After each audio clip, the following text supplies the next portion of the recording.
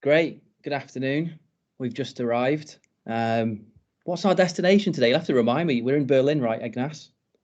Yes, that's correct. Yeah.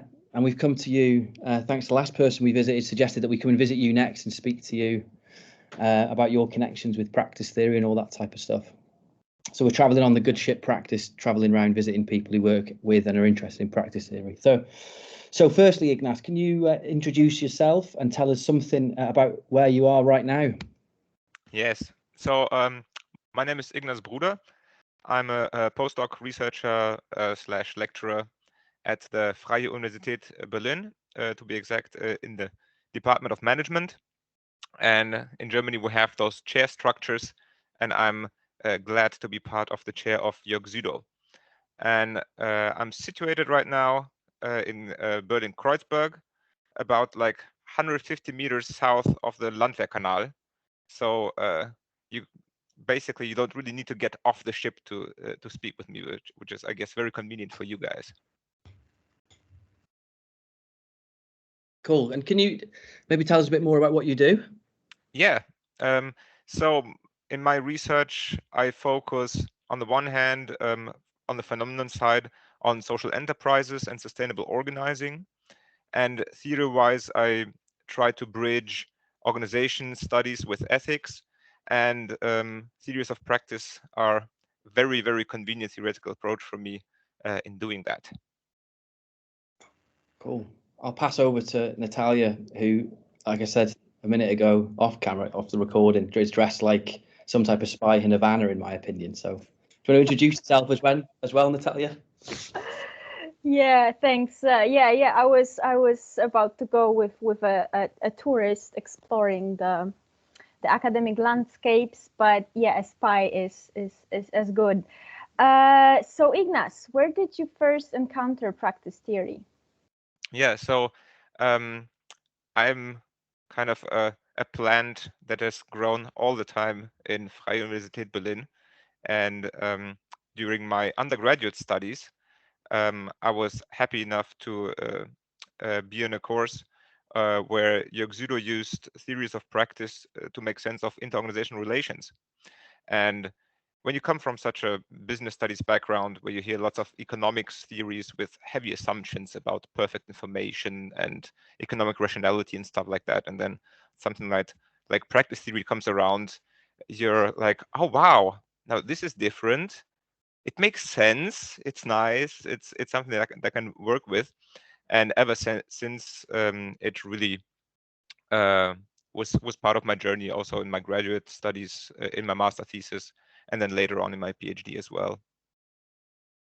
Great. So what then in particular attracted you to practice theory? Yeah, well, my entry point into practice theory, I think I need to clarify this, was Giddens structuration theory. And there, first of all, I really liked the modesty of assumptions, especially compared to everything else you would hear in business studies. So comparably very modest assumptions, at the same time kind of very big potential to explain very different phenomena. And I also really liked the processual ontology of Giddens and of all other practice theory approaches as well. Wonderful. And what ideas are you working with right now? Yeah, so on this quest to bridge organization studies and ethics, I work a lot with normativity, and theories of practice are really good to capture normativity of practices. And there I work with approaches from Brandom over Joraus and to Techatsky, of course, where in the tele-effective structures, the normativized ends are, I think, a very useful concept to work with in empirical settings. And on the other hand, on the more processual side, I try to theorize practice drift. And that means the unintended and to some extent unnoticed change process of practices, especially in organizational contexts where things get out of hand without the agents noticing it, and practices develop a life of their own, not according to the intentions of organizational actors. Interesting. And now to Elizabeth. Yes, well, I'm Elizabeth. As you can see, I'm an anthropologist, explorer of practice theory. And because of that, I'm interested in tribes and clans and these kinds of things. So this is really very interesting work, Ignas, but are you completely on your own, or are you surrounded by colleagues thinking the same kind of thing? What tribe are you part of?